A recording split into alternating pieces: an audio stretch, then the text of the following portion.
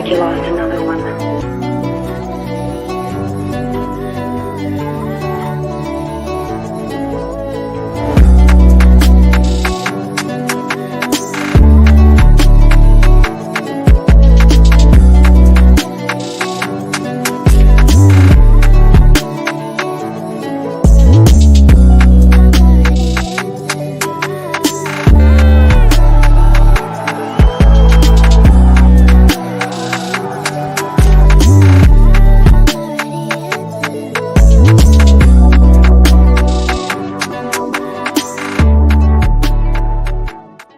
Welcome to Summer Showcase. I'm Michael Washington. He's Bryce Lagow. Week 3 is in the books for the ELF. Some surprising scores this week, some not so surprising scores this week. Some big news coming out of it, which when we go through our predictions and previews, we'll touch base on a little bit here and there. But stay tuned for tomorrow for Summer Showcase overtime, because that's going to be where we'll break down the news and everything else with Zach Bronkhorst, the quarterback for the Milano Seamen. Bryce and I, though, we did I took our score predictions down, and I have them here. And we had we were off a little bit this week. We were off a little bit. There were some very surprising scores that happened. So yeah, I mean, we can break it down right off the jump. Let's talk about the big one. Obviously, the Madrid Bravos with a 22-10 victory over the Rhine Fire. Yeah.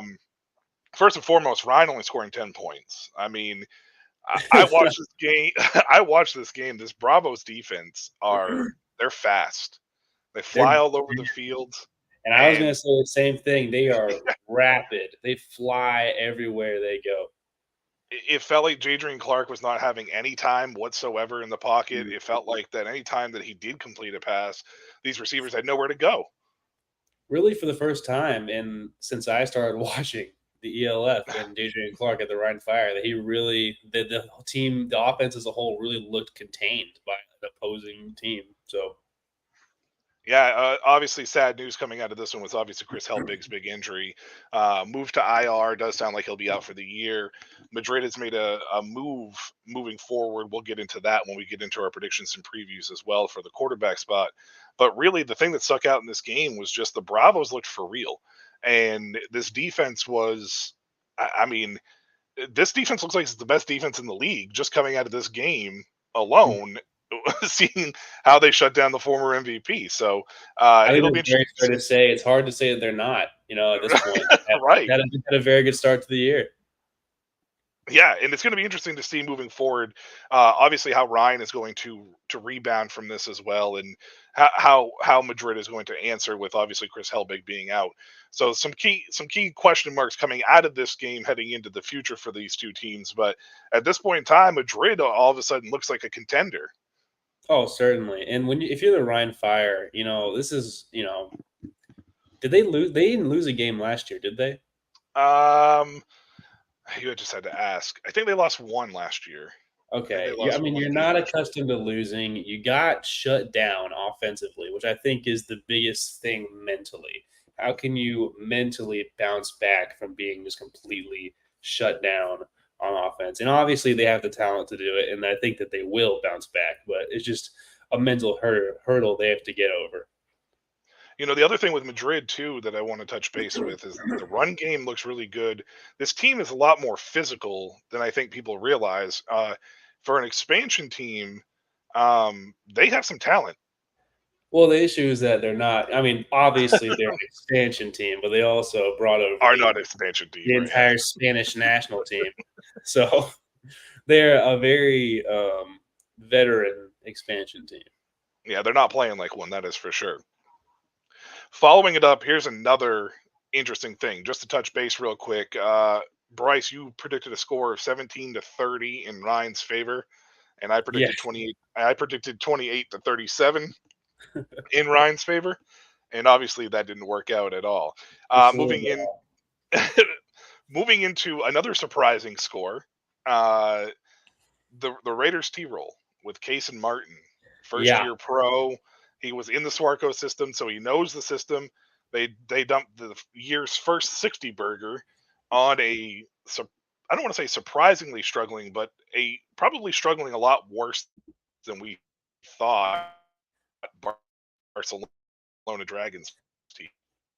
Yeah, and they're struggling in the sense of, from what I've seen, they're struggling offensively and Not really defensively. And sure. we thought coming in that, they had guys on offense to maybe make up for a poor defense, but all around they seem to be kind of having issues.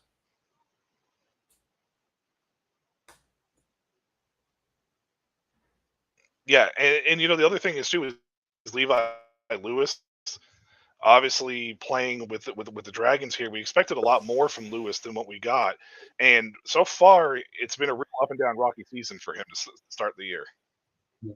Mhm. Yeah, and that's, it's partly to be expected for, I don't want to say a first year pro because I believe he was with the Seahawks, but for someone who's getting so much playing time, like for the first time at a professional level, it might be to be expected. Although we did expect him to come over and have a good year. Yeah, Barcelona obviously has been the one that was kind of ravaged a little bit with the Spanish national team basically going to Madrid. So it's unfortunate to see what's going on. They also are being investigated for possibly playing an ineligible player I did see um, that. Yeah. as well. So I'm not sure what's going to happen with that investigation. We haven't heard anything. It'll probably take a couple weeks or so. But as soon as we get something, obviously here on Summer Showcase, we will talk about that news as well. If you're going Six, to cheat, you should at least cheat and win, is what I think. well, well, you would like to think that that's what's going to happen. The score of that game was 63-7. I was just really surprised with Case and Martin, and it sounds like the Raiders T-roll are still going to move on from Martin. He was just a one-game rental, but he looked really, really good. He And did. He made a lot of very good decisions. I'm a little bit surprised they're moving on from him still. I know that they're bringing in somebody that a lot of people are excited about, and we'll talk about that obviously in our predictions and previews as well. But it it just feels like he did enough. I know it was against the team that was on the on the totem pole, but I felt like he did good enough to be able to at least hold this job down. Maybe it's a future audition. We'll see. Yeah, and honestly, when it comes to Case and Martin, obviously he did fantastic in his audition game, but I wasn't really impressed by his performance. Obviously, he made all the right decisions, but whenever you're playing a team like Ryan or Madrid, I don't know if he's going to be the guy that's going to win you that game. I don't know if he's going to be a game changer like someone else might be. Yeah, I mean, 63. He looked pretty efficient, and he put up some I pretty know good it. I know numbers. it. I know it was Barcelona, but I mean, it looked pretty good.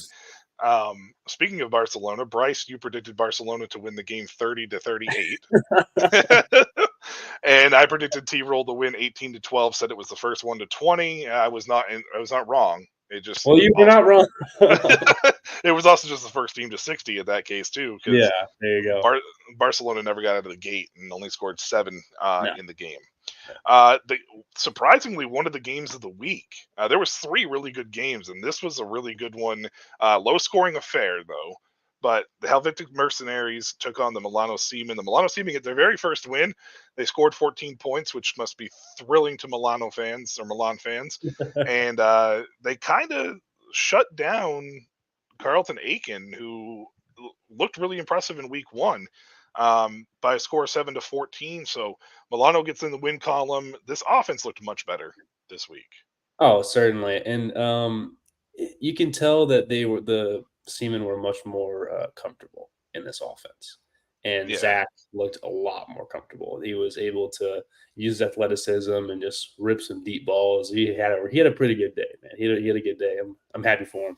he did. There's still some things to clean up overall. Obviously, penalties are still killing Milano, especially in their drive killers. But Yeah. I like this offensive coordinator allowing Zach to kind of create. When he is able to create, he can make magic happen. He was able to sustain drives. They got down there. He made a beautiful throw. I know the tight end was wide open, but it was a beautiful throw still, because sometimes those are the toughest throws to make for a quarterback. Exactly. They'll You tell you you. got to put it on him still. Yeah. And they scored the second touchdown in that game against Helvetic. On the flip side, the Mercenaries had a lot to build off of week 1, but this Milano's defense much improved from last Yeah. year for sure. Um, really kind of boxed in Carlton Aiken, and I don't know if Yeah. that's going to be an indicator of moving forward, or what can Helvetic kind of really take from this game. Well, they need a secondary playmaker besides Aiken. Obviously, he's your quarterback, he's your guy, but you need someone for him to work off of. And it can't always just be, oh, Carlton's gonna scramble around and make a play. You need to have a guy. Now, I'm not saying like a Markel Castle or like a Quofi, I'm just saying someone who can do something.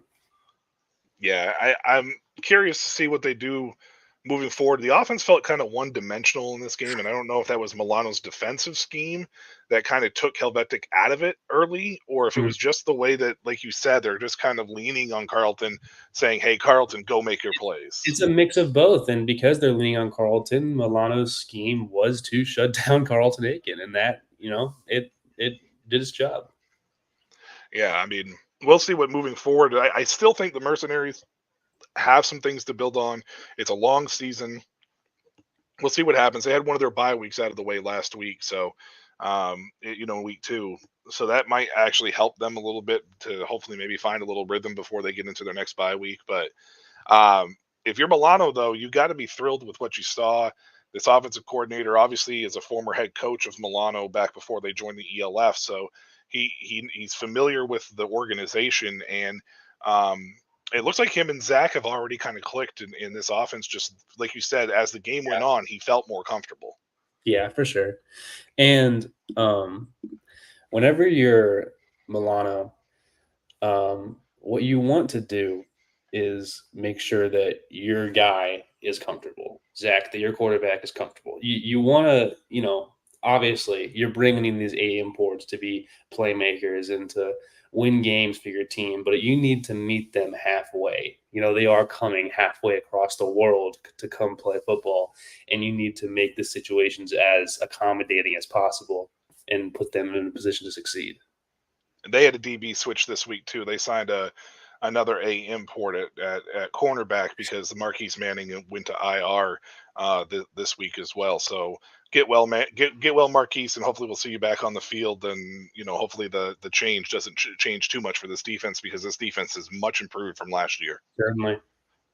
The last game on the Saturday slate was honestly probably the best game of the weekend. The Frankfurt Galaxy with Zaraka and Markel Castle and took on the Paris Musketeers. This game ended at 25-22. Before we touch that, Helvetic, you predicted Helvetic to beat Milano 20-19, and I predicted Helvetic to win 24-21.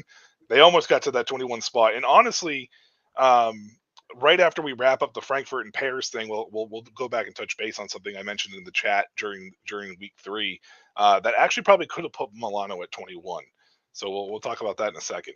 But Frankfurt, Paris Musketeers won 25-22 in a close game, and it looked like Zaraka and Zach Edwards were just going blow for blow on offense there for a Oh long yeah. time. They looked like they were in midseason form, man. They looked like they were just dropping bombs. Yeah, this was a great game to watch. As Paris once again, these are the type of victories that Paris needs. We touched base earlier this season on, after coming out of week 1, how these tough matchups and these close games and being able to close out these games can change, so much when it comes to the postseason for a lot of these top teams. And Paris is setting themselves up nicely to be one of these top teams. But Frankfurt, on the other hand, is also in a situation where they have kind of positioned themselves as a potential like sleeper moving forward. Yeah, and especially with um, the Rhine Fire lost a game. They are vulnerable, and someone is going to want to try and oust them from that best team in the league title. And I think it could very well be Frankfurt. Well, Frankfurt already put Ryan, to the test last week in week 2. Oh yeah, Remember it was the 31-20, game, and that game was close heading into the final. It wasn't until a late touchdown by Ryan that put them over the top. So the loss to Madrid with Ryan, and now Frankfurt losing that close of a game to Paris, definitely, even though they're 0-2, definitely sets Frankfurt up once they get into, the quote unquote softer part of their schedule, to really kind of make some noise in that division and conference, for sure.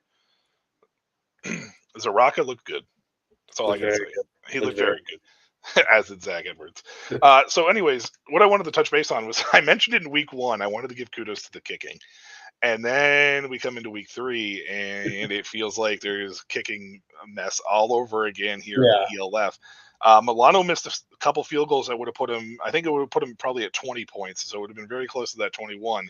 But this kicking situation is back to being nightmarish in week 3, man. Yeah, and it's unfortunate because it's always a bad look for a league whenever the kicking's bad, because that's like whenever people look at the quality of a league, they look at quarterbacks and they look at kicking, and it's like if the quarterbacks are bad and the kicking's bad, then the league's bad. I will say I am a little surprised. I know that football isn't, or American football isn't a big sport over there, but I am a little surprised that teams are struggling a little bit with finding kickers, because I feel like some of the best kickers in, pro ball here in America, are former soccer players. Yeah, You I know, mean Brandon Aubrey, Sebastian Janikowski, guys like that, Morton Anderson back in the day. yeah, like they just feel like that. It would seem like that these guys would have a little bit better of a grasp on it, and like I know it's a lot of training involved once you make the switch, but it just is a little bit surprising on that front. So hopefully kicking will clean up, from that standpoint moving forward. Just like I said, man, it was just something that I noticed. I don't really put a lot of vesting into the kicking, but like you said, people look at the kicking and they look at the quarterback play, and that's the way it goes. So we'll see what happens. That didn't wrap up the Saturday games, by the way. That was the start of the Sunday game.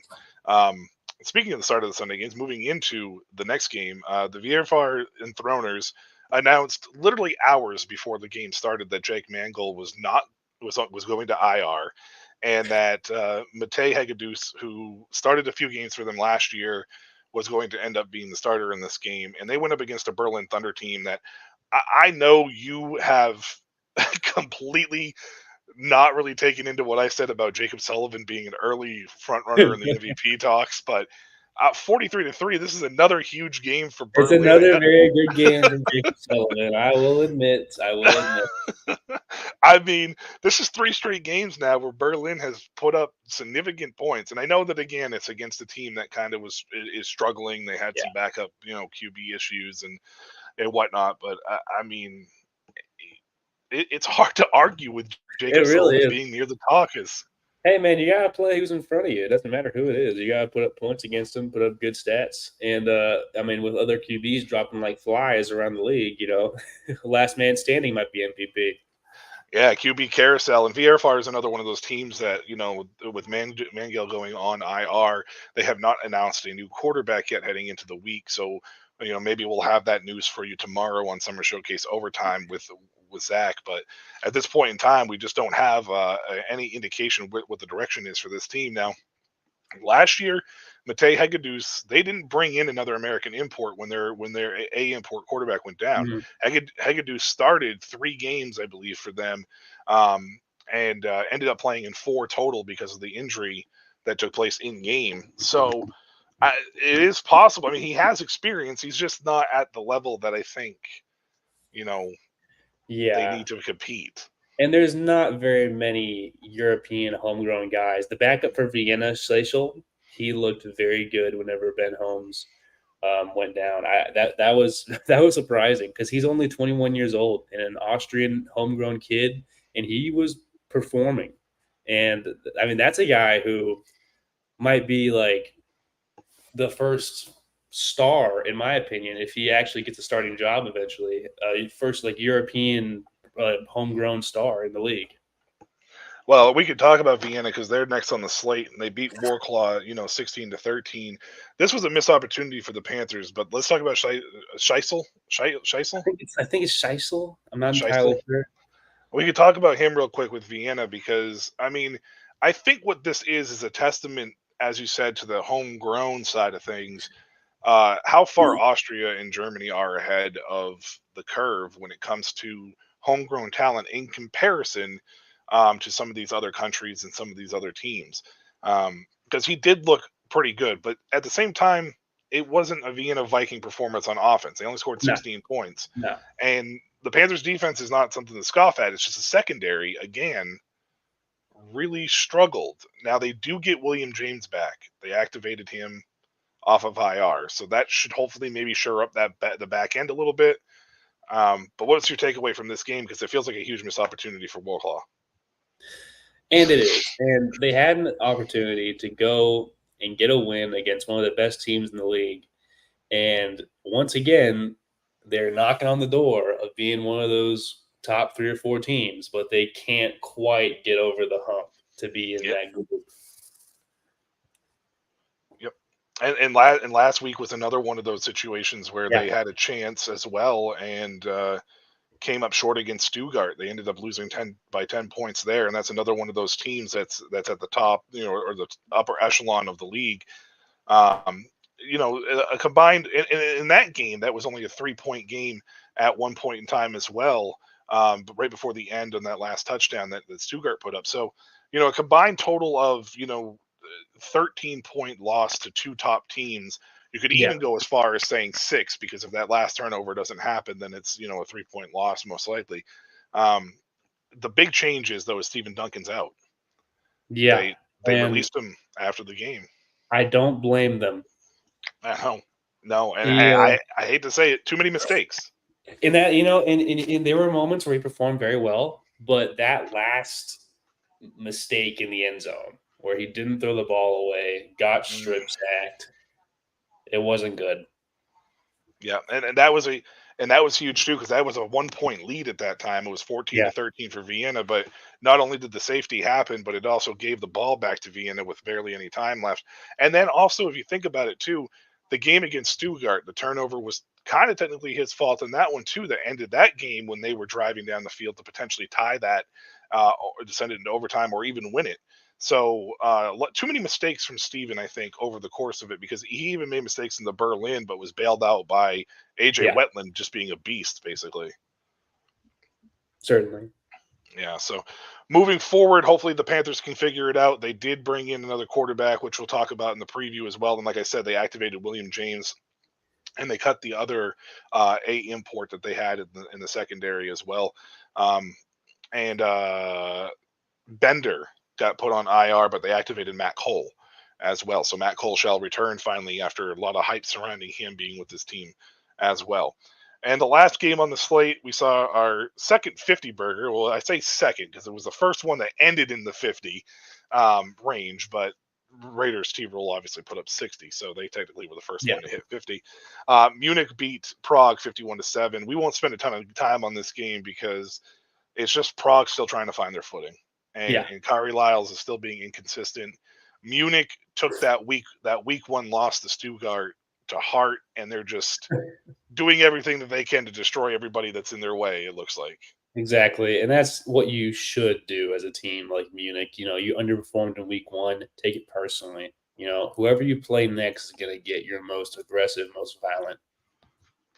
Yeah, and, Munich is another one of those teams where Chad Jeffries, we talked about him in our opening show. We talked a lot about how he has potential to have like an MVP-esque type season. Week 1 did not do that for him, but so far the following 2 weeks have looked really good. Obviously, again, against, the lower of the totem pole of 2 teams, but they definitely look like they took that Stuttgart loss personally, and they're just like, if you're in our way, you're in our way. They got a big matchup next week.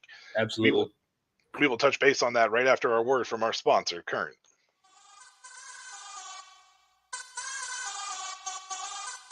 This is Current. It's the card my parents used to pay me for mowing the lawn, running errands, and doing well in school. Oh, wow. This is the card I used when we got the idea to make our own clothes. And we spread the word, drove downtown, and sold everything we made. This is the card I use to do the things that really matter. This is Current. Visit current.com and download the app for free today.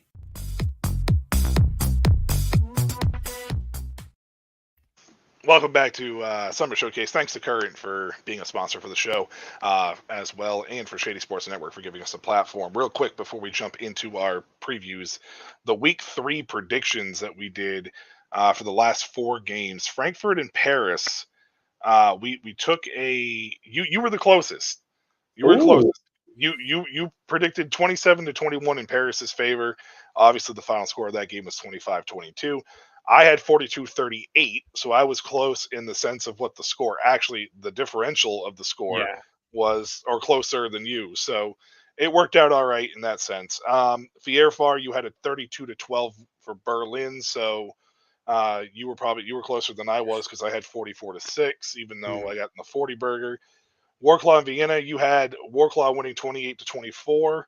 And I had Vienna winning 36-33, so the differential went to me, but you had the closer score.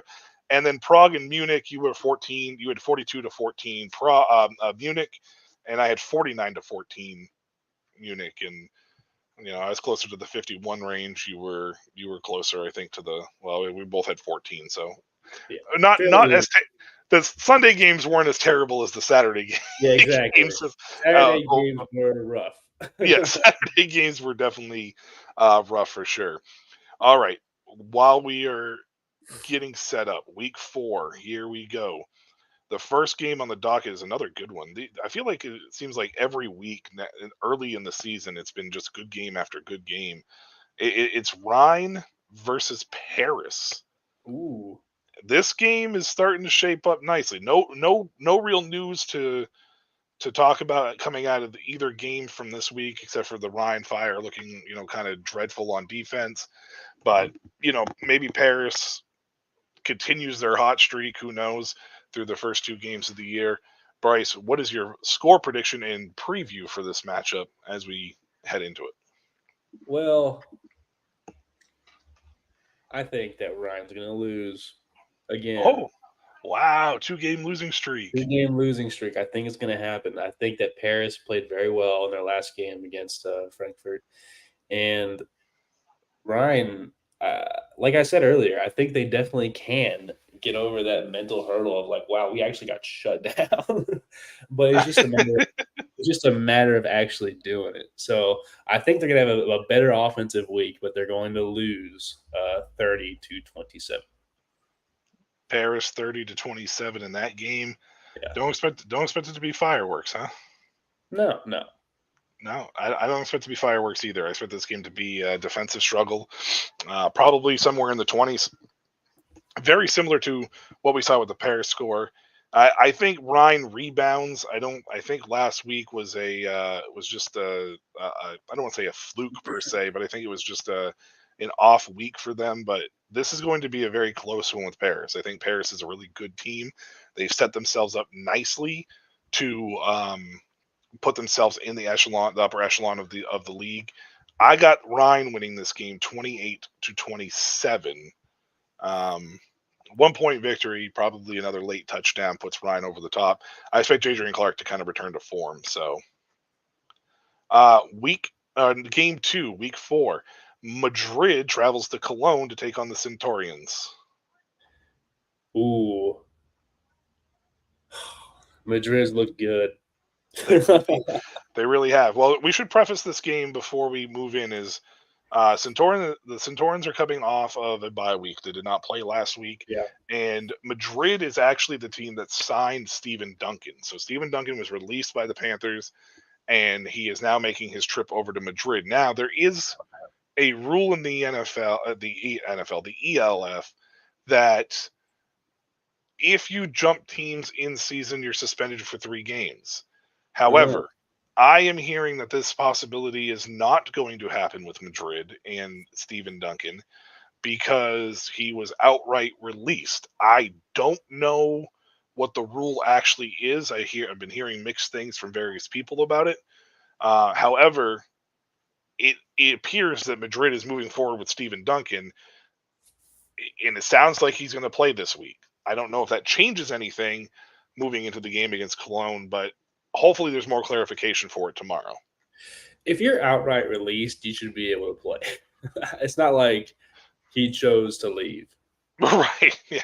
Right, no, for sure, and that may be what the rule is, and the reason why that's in place. But you know, to stop negotiations with another team, I'm not 100% sure. But that's what I'm hearing, and that's hopefully we'll have a little more clarification on that tomorrow. But at this moment, it's Madrid with Steven Duncan heading into Cologne. What's your take on this one? All right. I think that Cologne is going to win. Wow, It's going to be a 7-point upset game. city. It's going to be a Okay. 7-point game, and Madrid is Steven Duncan's going to be sacked in the end zone for a safety again. What was your score prediction, Bryce, on that? I'm going to go 21-14. 21-14 Cologne. Okay. You are definitely not afraid of these upsets, that is for sure. I'm going with Madrid. I don't think it's going to be pretty, though. I seeing Steven Duncan play the way that he's played the last couple weeks, the turnovers are too much. Madrid is definitely going to have to adjust to his play style compared to Chris Helbig. I don't want to write off Madrid as a team that's going to suffer with the Helbig loss, but I can tell you right now that the lack of Chris Helbig being on this team is going to change the dynamic of Madrid moving forward. Yeah. I just think this defense is too much for Cologne. I think Cologne's defense is really strong too. Don't get me wrong. I think Cologne has a very good defense. So I predict the score to be 24-17, and I'm picking obviously Madrid in this case to take it home. So, all right, another key matchup moving forward. The Berlin Thunder travel to Vienna to take on the Vikings in the third game of the week. I think that the Vikings get it done. I think it's going to be a 40-burger, actually. Wow, okay. I'm going to go 41-28. Actually, no, 41-21. So you mentioned that about Vienna. We need to touch base, obviously, as to far what's going on with there. As we know, Ben Holmes was put on IR. They are without a quarterback, or were without a quarterback. It does sound like N'Kosi Perry is going to be coming in to replace him. We're able to actually talk about that. I didn't know we were able to talk about that. It sounds like it is going to happen as N'Kosi Perry is going to come in to take over for Vienna. I saw it earlier on X, so I am assuming that it is now fair game to talk about. This was information that I had heard previously and didn't want to get it out just in case, but it has now hit X. It sounds like N'Kosi Perry is going to Vienna. In honesty, this might be the biggest ELF signing from an A import as far as where he played in America. Oh, I think it is for sure. He played at Florida. For those of you who don't know, he transferred to Florida Atlantic to end out his career. Levi Lewis was a big signing coming out from D1, played with Louisiana, but that Florida connection, he was recruited to Florida. That's a big school for a lot of people who don't know. So it's a pretty big A import signing, in my opinion, for Vienna. Certainly, and whenever you get guys like this, it's interesting to see how they adapt and if they're able to produce right away. Yeah, and that's what I'm going to be curious to see as well. What was your score prediction again, Bryce? I believe I said 41-21. And you said for Vienna, right? Yes. Okay. I am on the opposite end of this. Really?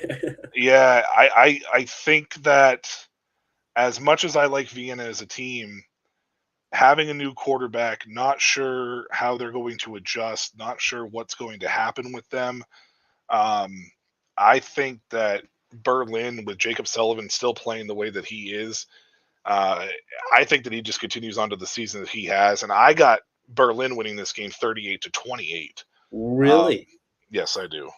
I like Vienna. Don't get me wrong. I think Vienna is one of the better teams in the league. It's just the quarterback change is always tricky, especially in the first week. So That's fair.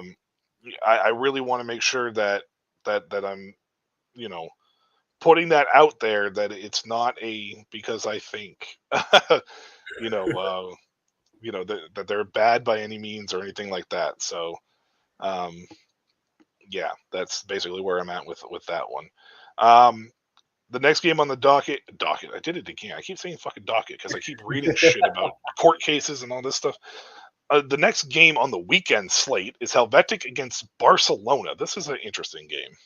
It really is, because it's two teams that came off a week where they struggled, and I'm going to take Barcelona because I think that they're more they're less one dimensional than Helvetic, and I think they're going Right, to be able to make more plays. riding that Barcelona train. Look at you. Yeah, I know. You're not afraid of it. It looks like. No, Okay. What's your score prediction for the game then? I'm gonna go 19-13. So you're expecting a really high one for Barcelona, huh? Oh yeah, for sure. Yeah, this game is probably going to be fairly low scoring. I think Carlton Aiken has enough to show. The Barcelona situation, man, between the illegal player or whatever it may be, the investigation to that, and how flat they looked last week against Case and Martin.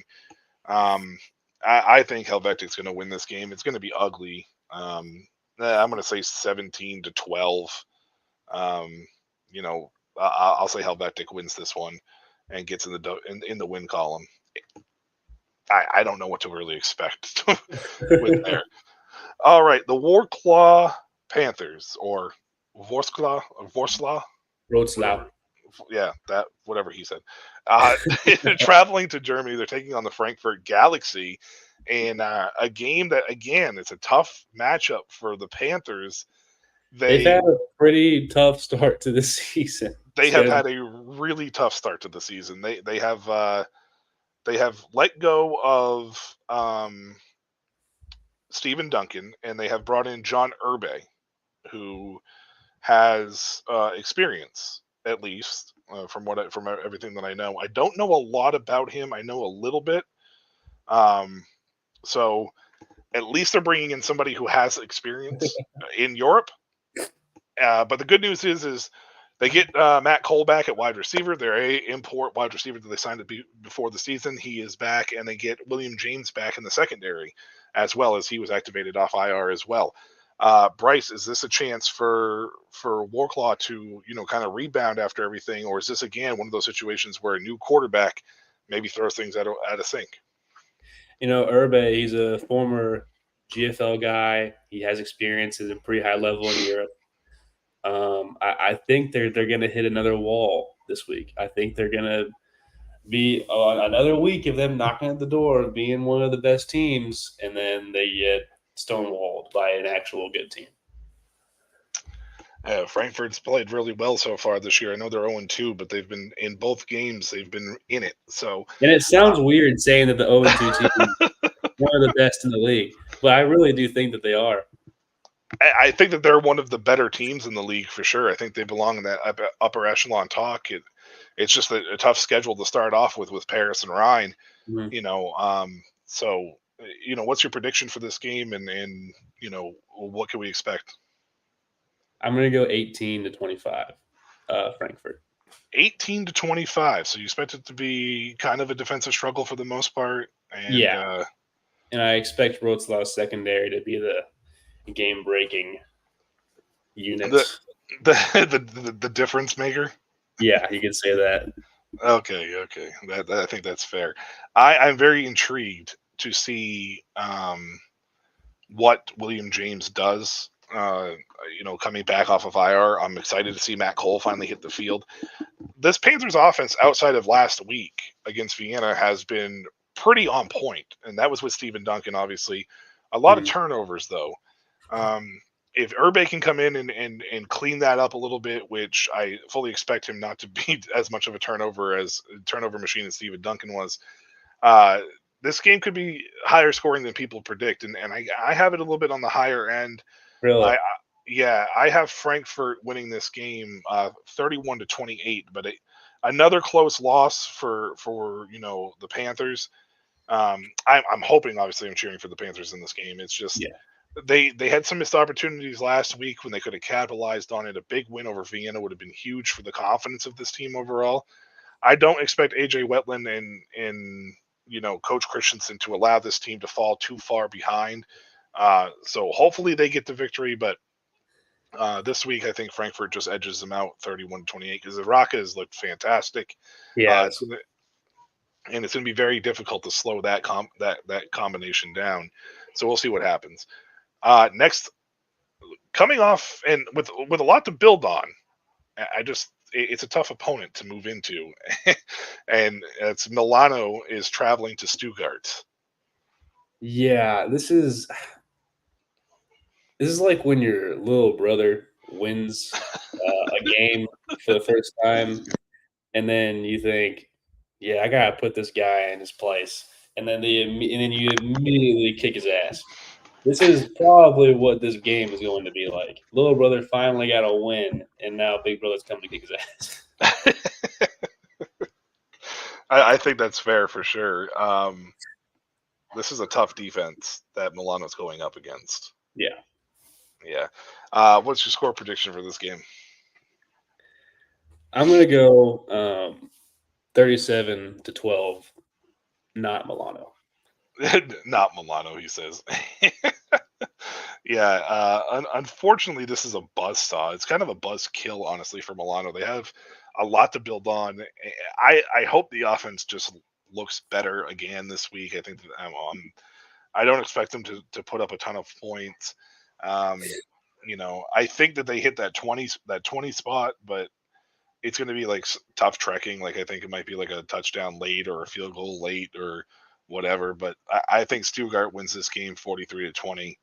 That defense is just way too much for really any team in the league, and you saw what they did against Munich in week 1.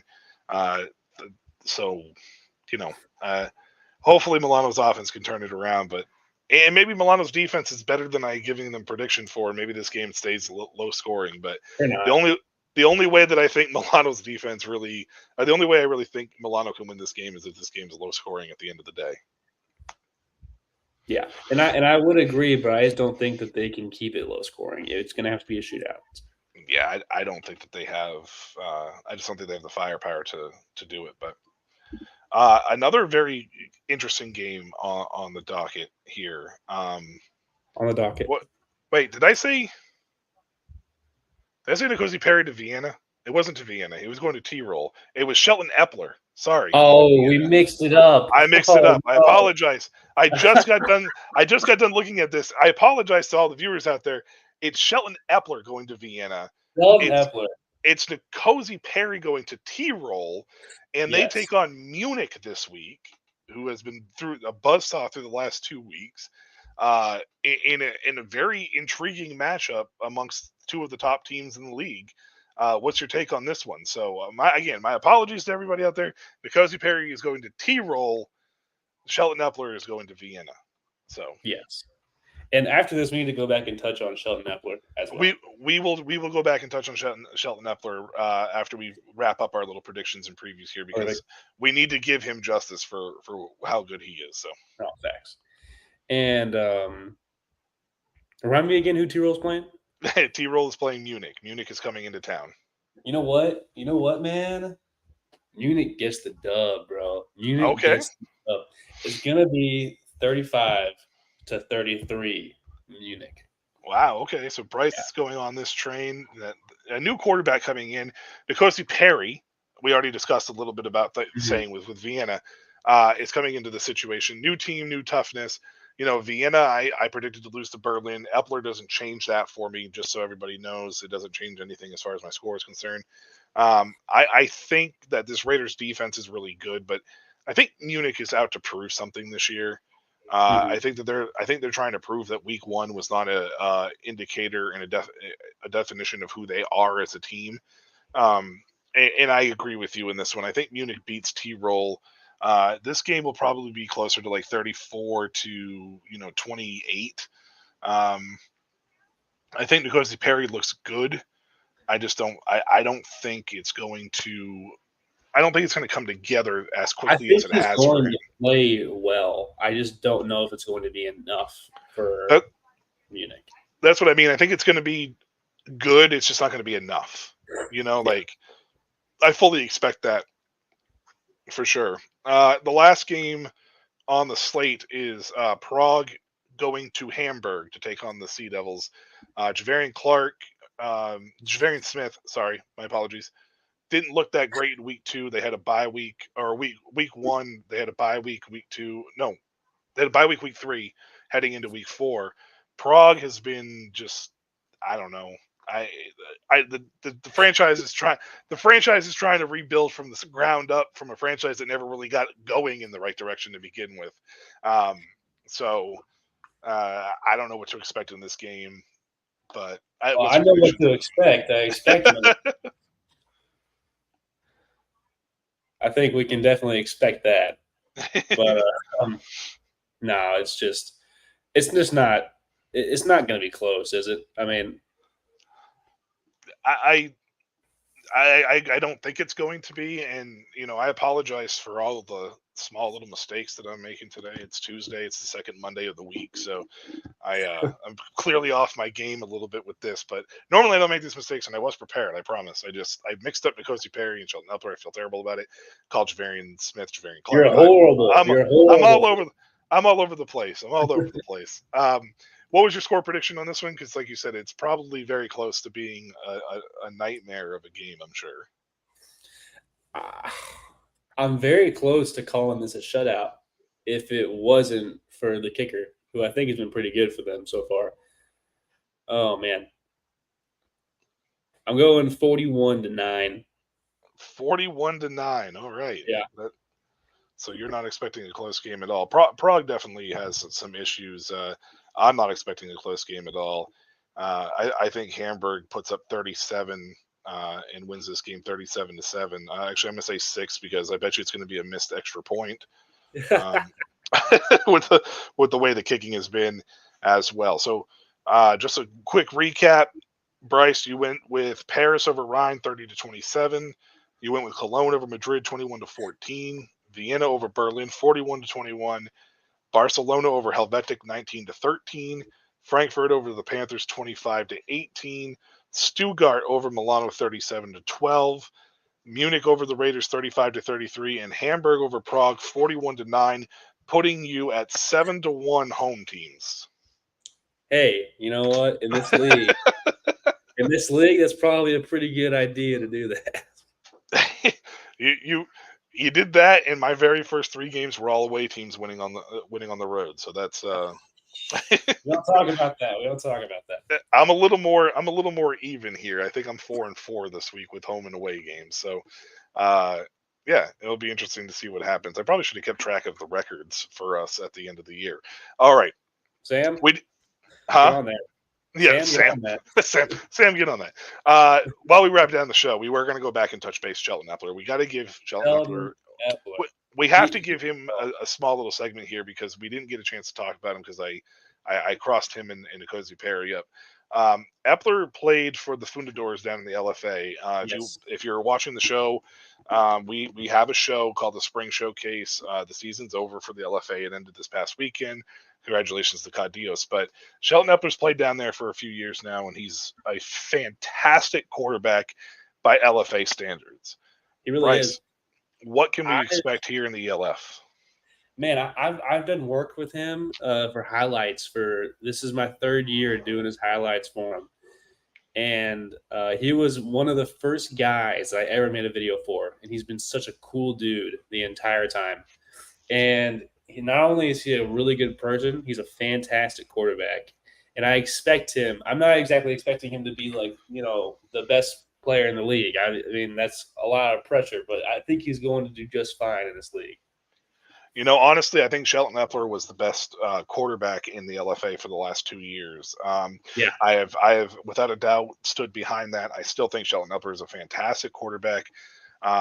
I'd love to get him on Summer Showcase. I know that you're going to be working on that. Hopefully, we can get him here in the near future. He's got a lot going on, so I expect him to have his schedule be kind Had a of baby, yeah. yeah. So I expect the schedule to be kind of cramped for time, but hopefully maybe we can get him on to talk about it. I love this signing for Vienna though. Anybody who outperforms Jeremy Johnson and Trevon Boykin, 2 former Power 5 quarterbacks, is a good quarterback. Yeah, for sure. I mean, Jeremy Johnson's team won the championship, but Epler had 72% of his completion of his passes were completed this year, and he outthrew everybody. For the past 3 years, he's led the LFA in yards, touchdowns, and completion percentage. And if he played on a better team, he would have been the champion 3 years in a row. It's just he's doing more with less. And I bet you he's also thrown more attempts than anybody else. Also, the last 3 years as well down there in the LFA. Epler is a fantastic, like I said, fantastic quarterback. If you want, you can catch some of his games through the LFA. It's on YouTube down there in Mexico. You can see kind of what Vienna is getting. I said this in the chat, and I'm not afraid to say it live, and anybody can sit here and talk about it. I think Shelton Epler is a better quarterback than Ben Holmes overall. Ooh, hot take. I think Ben Holmes is too inconsistent in comparison. Shelton Epler, I think, is just the accuracy sets them apart. Hey, I think the accuracy sets them apart. I love Shelton. I don't know because I haven't watched him at that level yet, so we'll have to see. Yeah, I mean, obviously it's moving into a different level. He could go in there and bomb out completely. Just comparing LFA to what I know of Ben Holmes. Now, mind you, I don't want to take anything away from Ben Holmes. He was off to a very hot start before the injury. I mean, he was looking fantastic before the injury. This guy is a Ben Holmes hater. Do not listen. I am not. Says the guy who's hating on Jacob Sullivan, despite the fact Sullivan's having a fantastic year. I'm not taking anything away from Holmes. It's not that I'm a hater. It's just his inconsistencies make it hard for me to fully invest in him.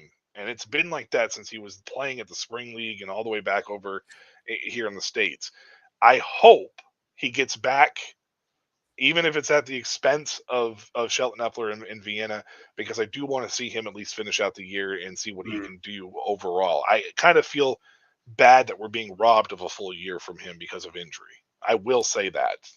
And part of the reason why people love Ben Holmes is because he looks so good throwing the football. And that's not like no diddy. Like is he just his form and his technique is just like my brother was a Power 5 quarterback. My dad trained him. I love this. I'm like a nerd about this stuff. He just looks so good throwing the football. Yeah, it's a decision making that is a big key factor when it comes to quarterbacks for me. You can have the best mechanics in the world, you can have the best form in the world, and you can have the strongest arm in the world. Jamarcus Russell proved you can have the strongest arm in the world, and it doesn't matter if you're not putting in the work. And I'm not saying Ben Holmes isn't putting in the work. I'm not comparing him to Jamarcus Russell by any means because he's way better than Jamarcus Russell.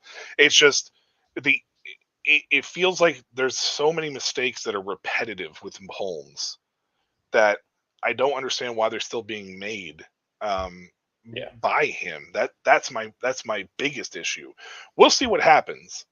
Like I said, I don't expect Epler to take this job from him as soon as Holmes is healthy. I expect him to be back on the field.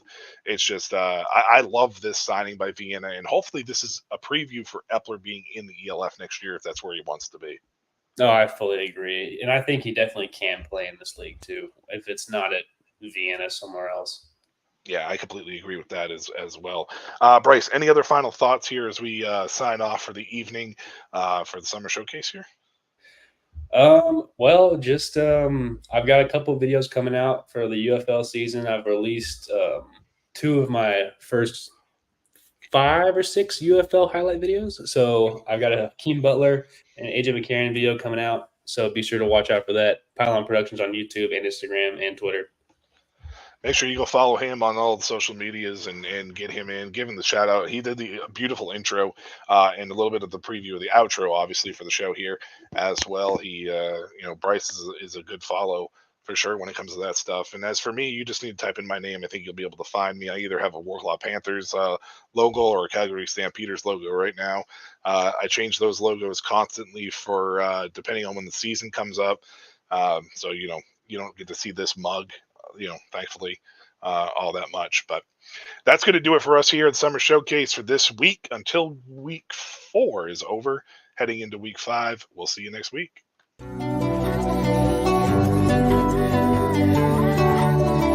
Looks like you lost another one.